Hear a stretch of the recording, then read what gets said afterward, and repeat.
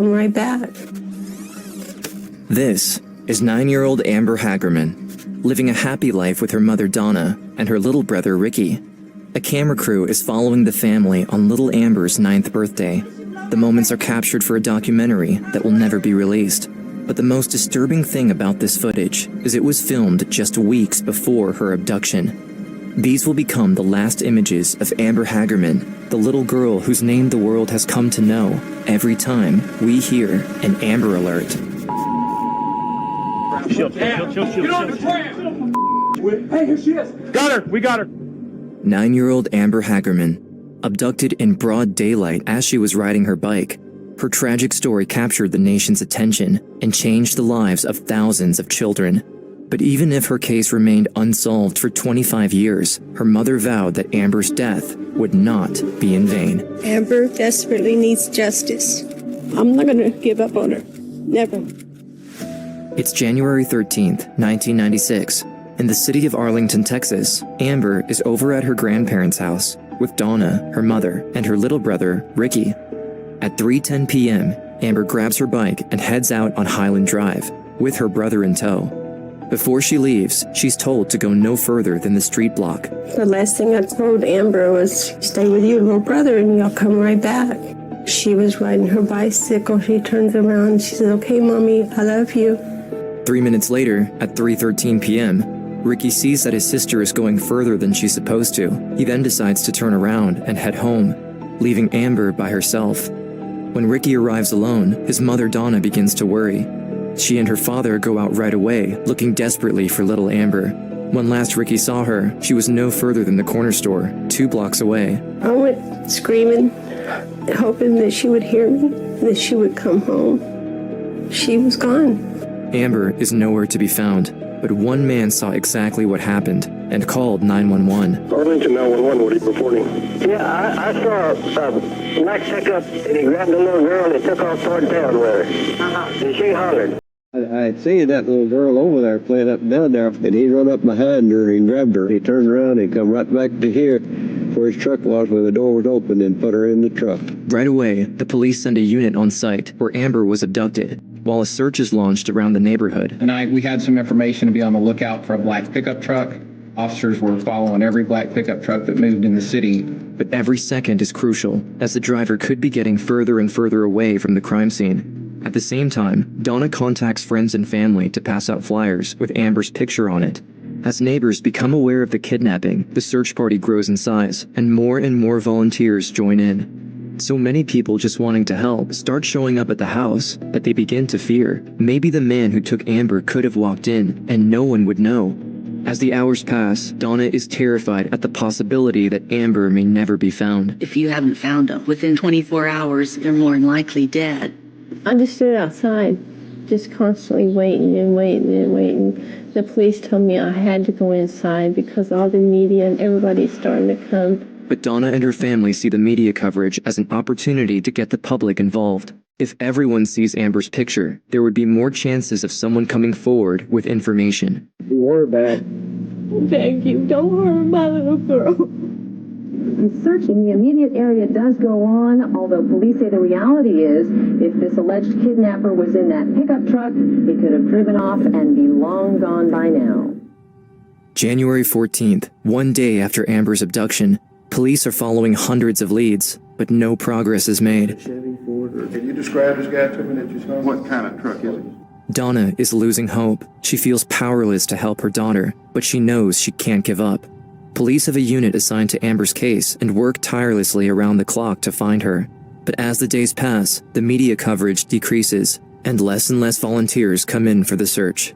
More than 72 hours after the abduction, people are starting to think that the kidnapper has taken Amber far away, in another state.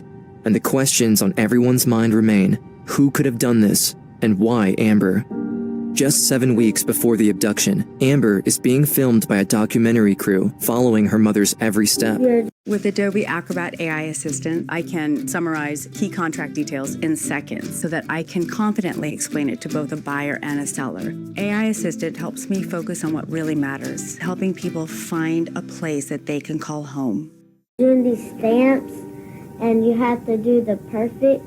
In just a few days, it will be Amber's 9th birthday, but for now, she's focused on school. I had to get A on a row, A, B on a row, and I had to do good things in the class and help. So you make good grades? Mm-hmm. And there were stories. How many students? 12. The smart little girl also does her best to help her mother around the house.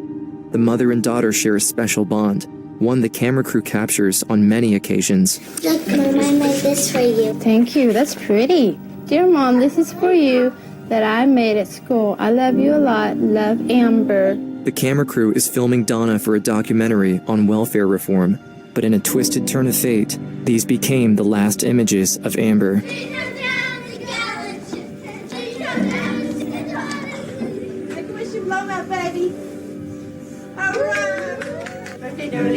Love you. Sounds from Mommy. The footage of her 9th birthday is now heartbreaking to watch.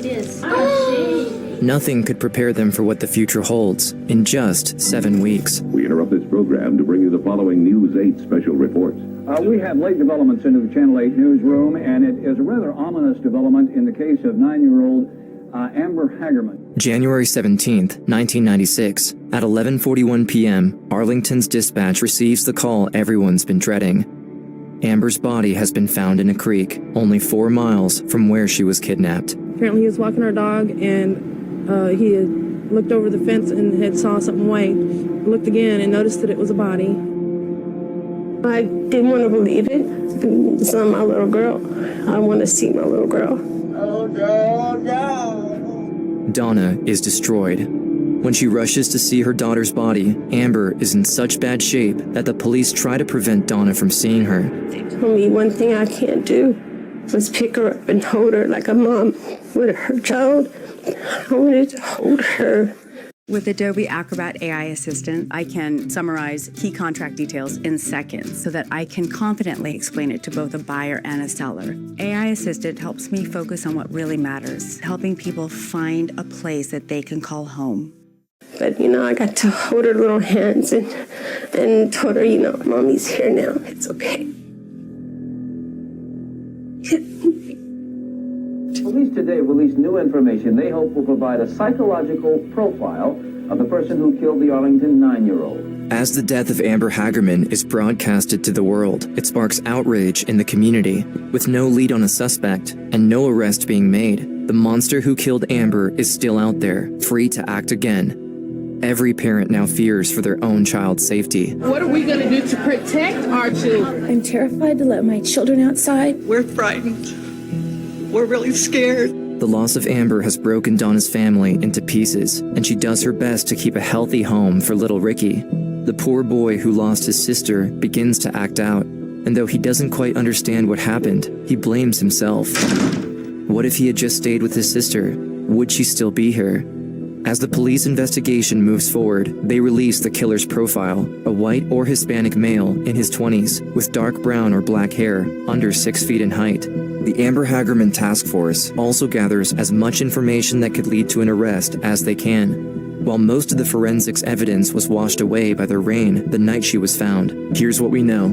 The suspect drove out of the Winn-Dixie parking lot in his black short-bed pickup truck and took a left on East Abrams Street at around 3:15 p.m., driving away from the nearby highway. He left no fingerprints on the bike as he grabbed Amber under her arms. The witness, Jimmy Kevill, saw the scene from his backyard on Ruth Street. Police believe other witnesses might have seen this from the laundromat across the street. We were concerned that there could be people that were there at the laundromat. If there is a witness or witnesses, we would just ask that anybody with information come forward. 4 days later, the body was found by a man named Stuart Cogger, who was walking his dog near the creek. The creek itself is well hidden, and it is likely, police say, that the killer knew the area well. This could be the guy next door. It is our belief that he has intimate knowledge of where she was taken. He either lived or worked in that area, and where she was found, because it was not an easy place to put a child. But what's more shocking is that the creek where Amber's body is found is only 4 miles away from where she was abducted. If the man who took her came back this close to the scene of the crime, is it possible that he lived close by? Could he have used another car to drive back with her body and avoid detection? How did he go around in an area surrounded with houses in winter where there's no foliage for cover without being noticed? We have every reason to believe that this individual may have committed this crime before. Somewhere out there, someone knows this individual, and they have not come forward after 6 months. I can't grasp that. We believe that the suspect kept Amber Hagerman alive for up to 48 hours after she was abducted. Donna can only imagine what that monster did to her little girl while she was still alive. She feels powerless, wishing she could have been there to protect her. In the days and weeks that follow her death, Donna agrees to let the documentary crew film the events to tell her daughter's story. But the heartbreaking images show best how broken Donna really is. A lot of times I just want to be with her. But I have my son, and I look at his precious little face, and I couldn't do that to him. Then I think back how much of a fighter she was, and I don't want to let her down. I want her to see that Mama could keep going and be strong and take care of her little brother. Donna is understandably angry, as no arrests have been made. But the one thing that could help police solve this case is... With Adobe Acrobat AI Assistant, I can summarize key contract details in seconds so that I can confidently explain it to both a buyer and a seller. AI Assistant helps me focus on what really matters, helping people find a place that they can call home. Information from the public. And as the days pass, police get fewer and fewer leads. I just can't sit at home and do nothing. I have to do something. Donna wants justice, but with no one to direct her anger towards, she needs to find a way to make sure her daughter didn't die in vain. Using her voice to bring about change, she goes on television, hoping her daughter's story will be enough to convince lawmakers to increase the sentencing for these horrible acts. What do you want the laws to say? We want first-time offenders life in prison without parole.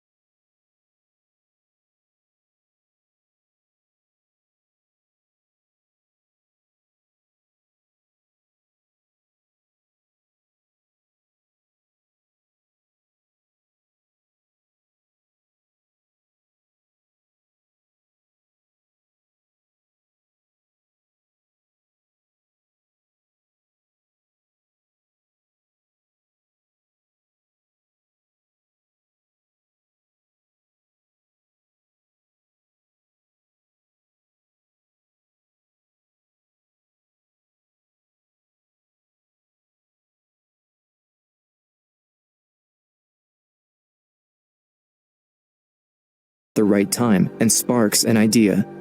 A woman named Diana Simone, who has no knowledge in broadcasting, contacts her local radio station in the hopes that her idea can help save the next child.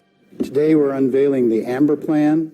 The idea is adopted and becomes the first ever emergency broadcast system, alerting listeners of child abductions. The system is called Amber Alert, in memory of Donna's daughter. Amber Alerts play a critical role in finding missing children across the country. You see it pop up on your phone. You hear the noise. A few seconds of panic. Amber Alerts are broadcast on news programs, billboards, mobile phones, and now on social media. It would take almost 10 years before every state adopted it. The year is 2019, 23 years after Amber's abduction.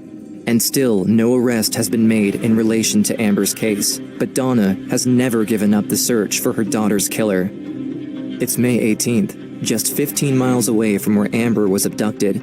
Salem Sabatka and her mother are walking down 6th Avenue in Fort Worth, Texas. At 6:38 p.m., a resident's door camera captures this video of Sabatka being torn from her mother's arms.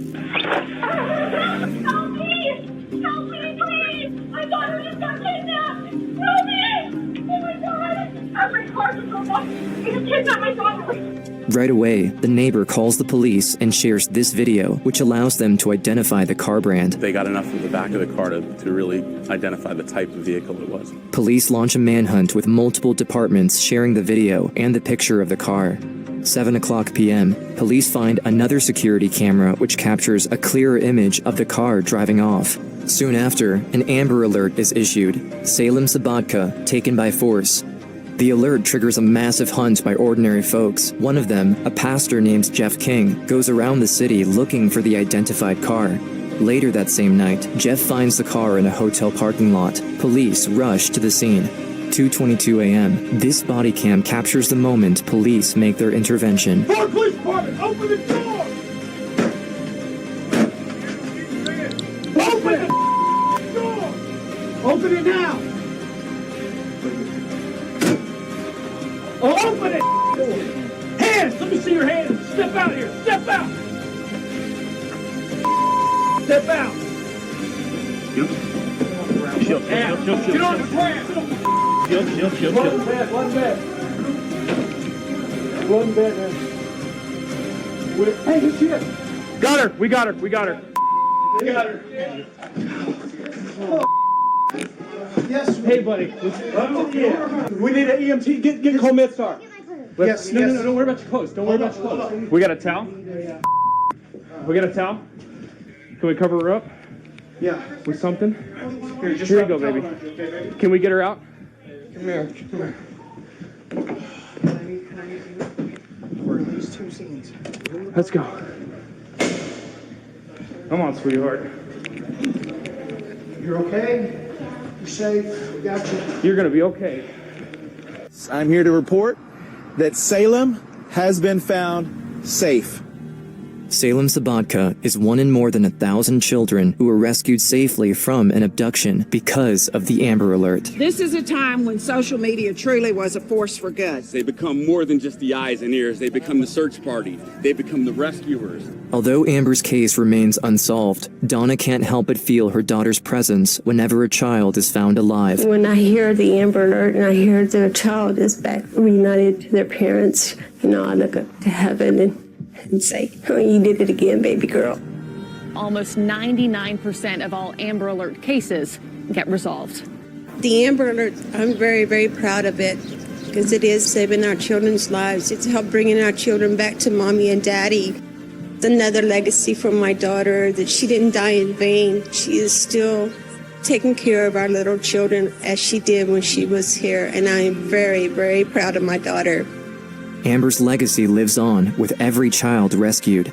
And even though she's no longer with them, her mother Donna and her brother Ricky continue to make Amber proud with every step they take in life. Richard Hagerman. Richard would like to be a policeman. Even after all these years, Donna continues on her quest to bring justice to Amber, and she's not alone. The Arlington Police Department has followed more than 7,000 leads to this day. They did reveal that for all of this time, they have had some small piece of evidence that they have held very close to the chest. They do have a small amount of DNA, and they hope with new technology, they get a DNA profile and catch the killer. Detectives come and go. Some have passed away, some have retired. But someone will always be here to carry Amber's banner. And we absolutely believe that this case will be solved. Amber desperately needs justice. I'm not going to give up on her. Never. If you have any information about the 1996 abduction case of Amber Hagerman, please call the Arlington detectives at 817-575-8823.